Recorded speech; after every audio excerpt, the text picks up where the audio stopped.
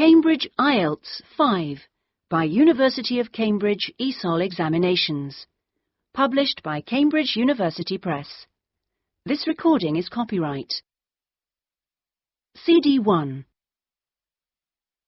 Test 1. You will hear a number of different recordings and you'll have to answer questions on what you hear. There will be time for you to read the instructions and questions, and you'll have a chance to check your work. All the recordings will be played once only. The test is in 4 sections. At the end of the test, you will be given 10 minutes to transfer your answers to an answer sheet. Now turn to Section 1. Section 1. You will hear a telephone conversation between a travel consultant and a customer. First, you have some time to look at questions 1 to 4.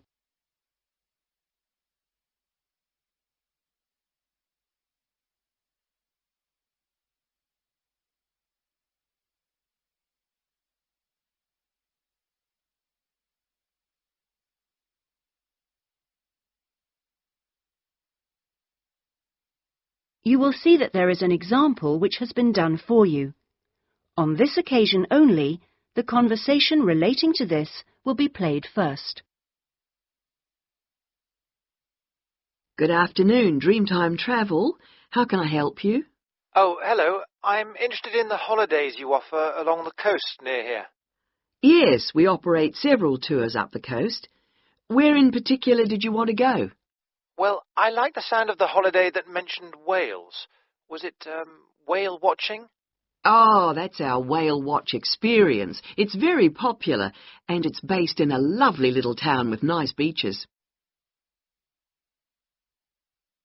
The holiday is called Whale Watch Experience, so Whale Watch Experience has been written on the form. Now we shall begin. You should answer the questions as you listen because you will not hear the recording a second time. Listen carefully and answer questions 1 to 4. Good afternoon, Dreamtime Travel. How can I help you? Oh, hello. I'm interested in the holidays you offer along the coast near here. Yes, we operate several tours up the coast. Where in particular did you want to go? Well, I like the sound of the holiday that mentioned whales. Was it whale watching? Oh, that's our whale watch experience. It's very popular, and it's based in a lovely little town with nice beaches. Oh, right. And how long does it last? It's 2 days. That includes 4 hours travel time each way from here. Good. I don't want to be away any longer than that. So, is that by coach? Actually, it's by minibus. We like to keep those tours small and personal, so we don't take a whole coachload of people. In fact, we only take up to 15 people on this tour, although we do run it with just 12 or 13. Oh, right. So, do you run these tours often?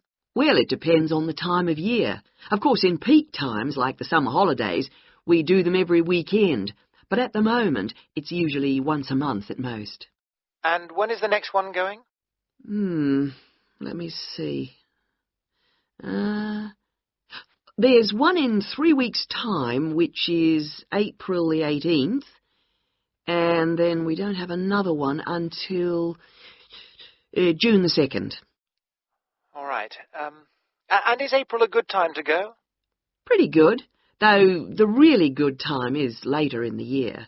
I have to say, though, that the whale sighting is only one of the many things offered. Really? Yes, the hotel itself where you stay has great facilities. It's called the Palisades. The Paris what? No, it's actually the Palisades. Pallissades. It's right on the main beach there. Oh, I see. All of the rooms have nice views, and the food is really good there too. Oh, right. Before you hear the rest of the conversation, you have some time to look at questions 5 to 10.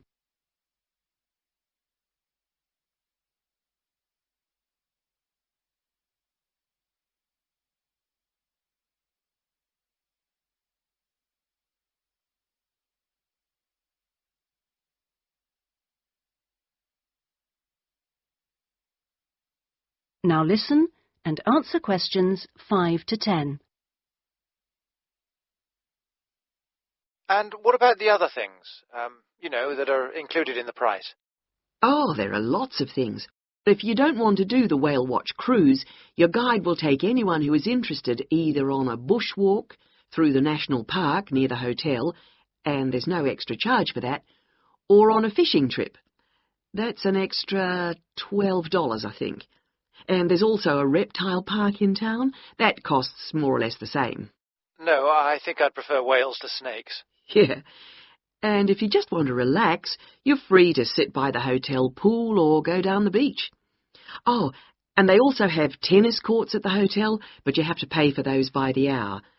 But there are table tennis tables downstairs, and they're part of the accommodation package. Just speak to your guide. Well, that sounds good. So how much is the basic tour price? At this time of year, it's usually around $300, but let me check. It's actually $280. And the next tour, are there any places on that one? How many people is it for? There are 2 of us. Yes, that should be fine.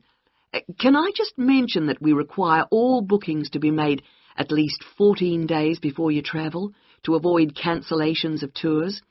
And if you cancel within 7 days of departure, you will have to pay 50% of your total booking. Okay. And you also need to pay a 20% deposit at the time of booking. Can I pay that by credit card? Yes, you can. All right. What I'll do is I'll talk to my partner and get back to you. Fine. So I'll make a provisional booking, shall I? 2 for the whale watch experience. Let me issue you with a customer reference number for when you call back. Do you have a pen? Yes. Okay. It's 39745T. That's T for Tango. When you call back, ask to speak to the tour manager. That's me, Tracy. Fine, I will. That is the end of section 1. You now have half a minute to check your answers.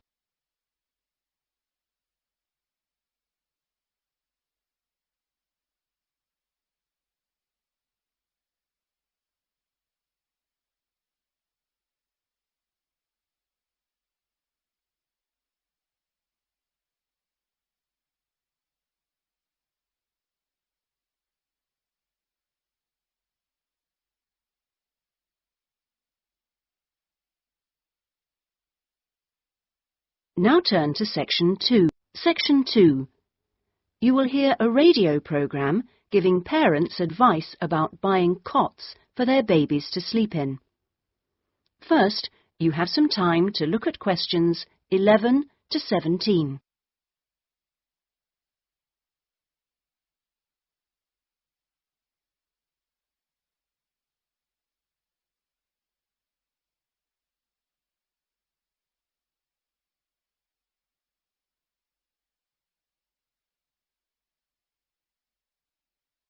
Now listen carefully and answer questions 11 to 17. Hello and welcome to today's Buyer Beware program, where we give you some tips on how to spend your money wisely. Now, in today's show, we're looking at beds for children and babies. Let's start by looking at baby cots. That's for children of up to 3 years old. We tested 3 different cots, all in the budget price range, and as usual, we will feature the good points, the problems, and our verdict. The first cot we looked at was by BabySafe, and it had several good points to recommend it. Our testers liked the fact that it had 4 wheels, so it was easy to move around. The only slight problems with this cot were that it had no brakes, but they didn't think that mattered too much. At first they were a bit concerned about the side bar because they felt babies could trap their fingers in it. But our testers felt that this was unlikely to happen, so they've given this one a verdict of satisfactory. The next cot was by Choice Cots, and this time our testers were pleased to find a cot which is simple to put together, unlike others we looked at. On the minus side, our testers did not like the fact that the side of the cot did not drop down, making it difficult to pick up newborn babies. However, the real problem with this cot was the space between the bars. Our testers found they were too wide and a baby could easily trap his head. We felt this was a real safety hazard, and so we've labelled this one dangerous, I'm afraid. Before you hear the rest of the programme, you have some time to look at questions 18 to 20.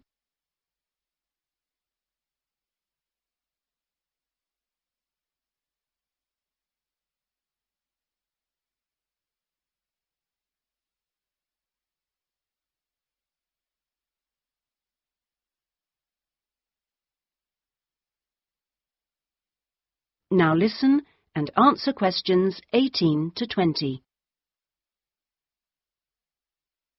And finally, better news for the Mother's Choice cot.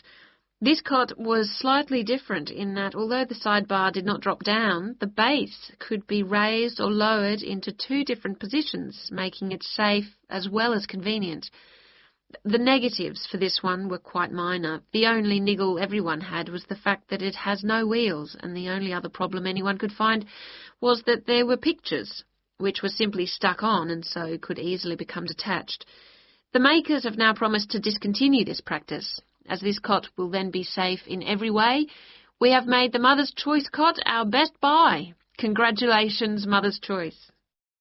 So what features should you look for in a baby's cot? Well, obviously, safety is a very important factor, as well as comfort and convenience. We recommend that if you are buying a cot, do make sure that any metal present is not rusted or bent in any way. You should ensure your cot has only rounded or smooth edging without any sharp edges. This is especially important for wooden cots. And now, on to beds for toddlers. That is the end of section 2. You now have half a minute to check your answers.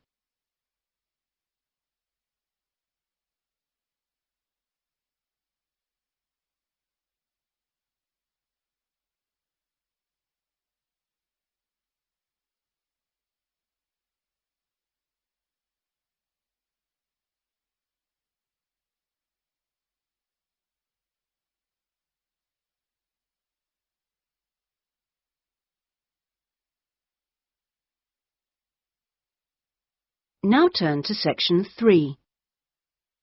Section 3. You will hear a conversation between a student, Andrew, and a student advisor, Monica, about a diploma course.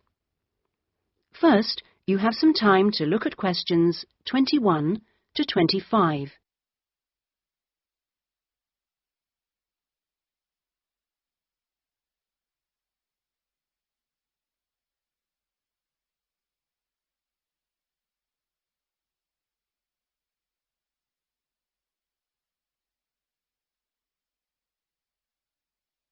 Now listen carefully and answer questions 21 to 25.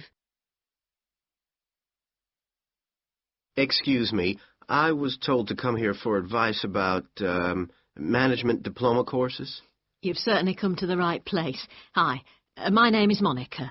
Nice to meet you. My name is Andrew Harris.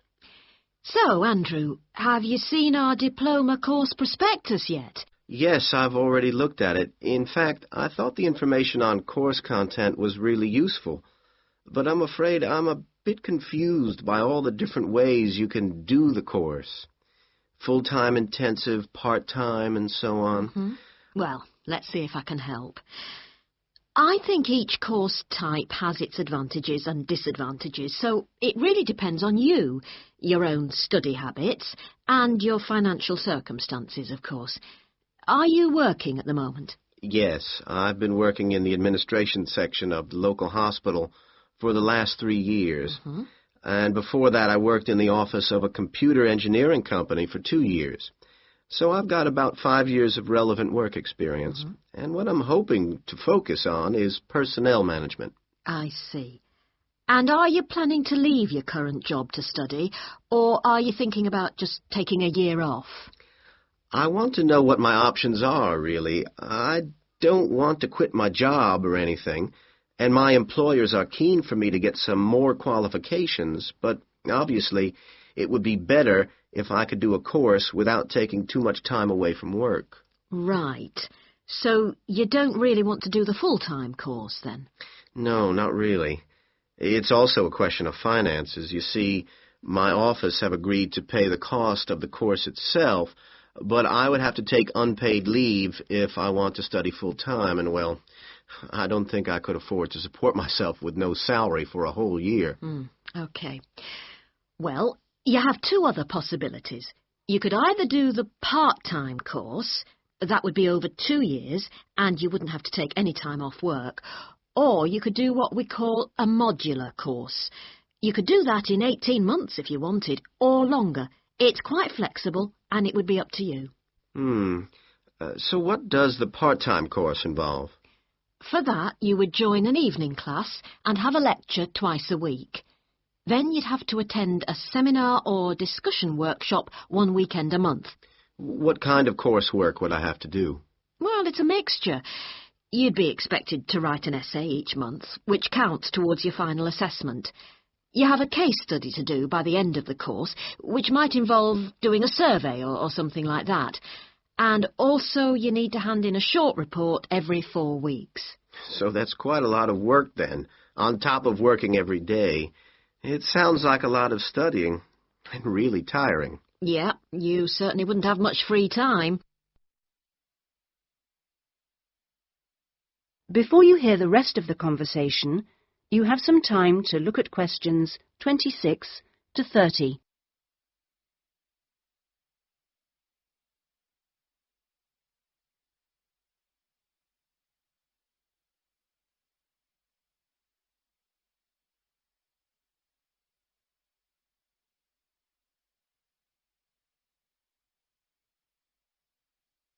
Now listen and answer questions 26 to 30. What about the modular course? What would I have to do for that? Well, that's where you get the opportunity to study full-time for short periods. That way you can cover a lot of coursework and attend lectures and seminars during the day. And each module lasts for 1 term, say about 12 weeks at a time. There are obvious advantages in this. The main one being that you can study in a much more intensive way, which suits some people much better. And how many of these modules would I have to do to get the diploma? The current programme is 2 modules, and then you have to choose a topic to work in more depth.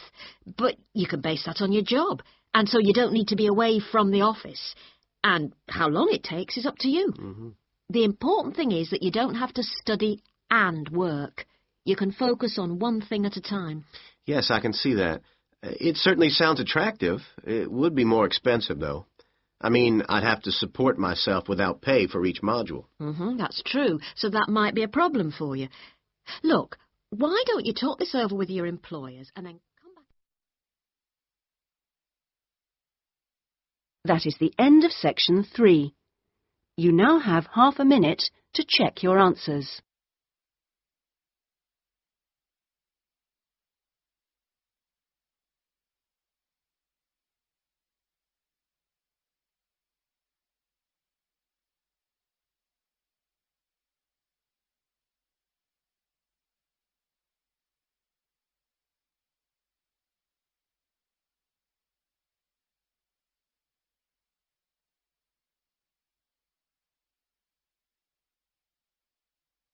Now turn to Section 4. Section 4. You will hear part of a lecture given by an economist about North American women's attitude to money and saving. First, you have some time to look at questions 31 to 40.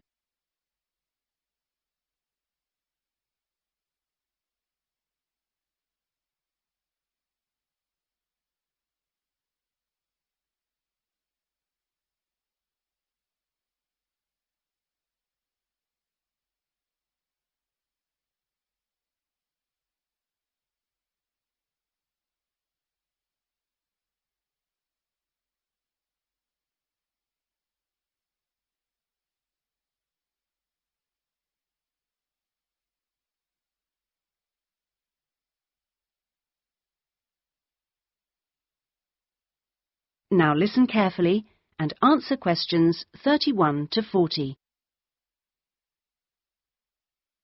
Okay, so we've been looking at the attitudes of various social and cultural groups towards the management of their personal finances, how important they feel it is to save money, and what they save their money for. One aspect that we haven't yet considered is gender. So if we consider gender issues, we're basically asking whether men and women have different attitudes towards saving money, and whether they save money for different things. Back in 1928, the British writer George Bernard Shaw wrote in his Intelligent Women's Guide to Socialism and Capitalism that a man is supposed to understand politics, economics, and finance, and is therefore unwilling to accept essential instruction. He also said, a woman, having fewer pretensions, is far more willing to learn. Now, though these days people might question a lot of the assumptions contained in those statements, recent research does suggest that there are some quite fundamental differences between men and women in their attitudes to economic matters. Let's look at what men and women actually save for. Research studies of women in North America have found that women are far more likely to save for their children's education, and they are also more likely to save up in order to buy a house one day. The same studies have found that men, on the other hand, tend to save for a car, which, by the way, takes a surprisingly large amount of the household budget in North America. But the other main priority for men when saving money is their retirement. When they're earning, they're far more likely to put money aside for their old age than women are. Now, this is rather disturbing, because, in fact, the need for women to save for their old age is far greater than for men. Let's consider this for a moment. To start with, it is a fact that throughout the world, women are likely to live many years longer than men, so they need money to support them during this time. Since women are likely to be the ones left without a partner in old age, they may therefore have to pay for nursing care, because they don't have a spouse to look after them. Furthermore, the high divorce rates in North America are creating a poverty cycle for women. It is the divorced women who will most often have to look after the children, and thus they need more money to look after not just themselves, but others.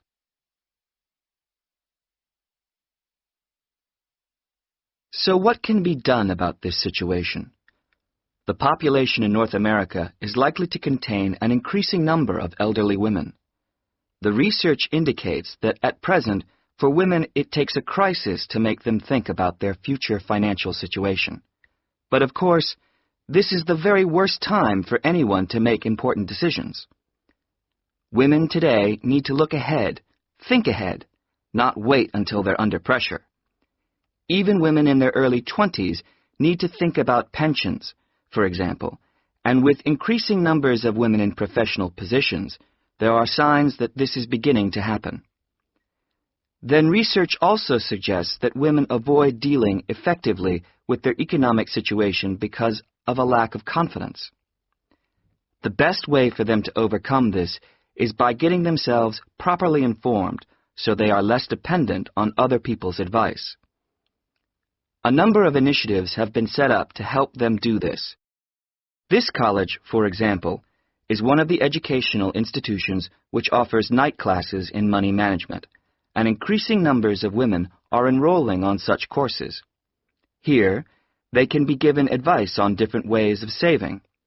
Many women are unwilling to invest in stocks and shares, for instance, but these can be extremely profitable.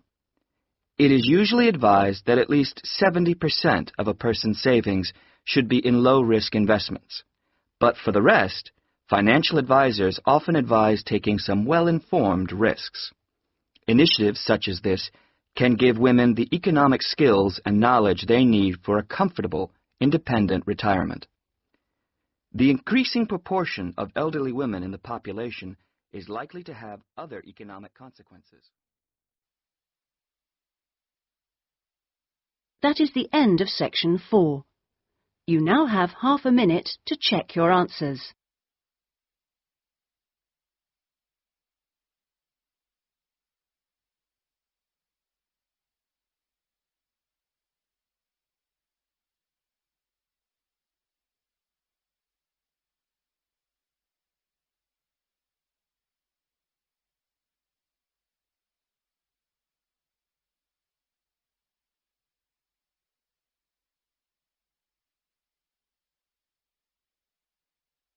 That is the end of the listening test. In the IELTS test, you would now have 10 minutes to transfer your answers to the listening answer sheet.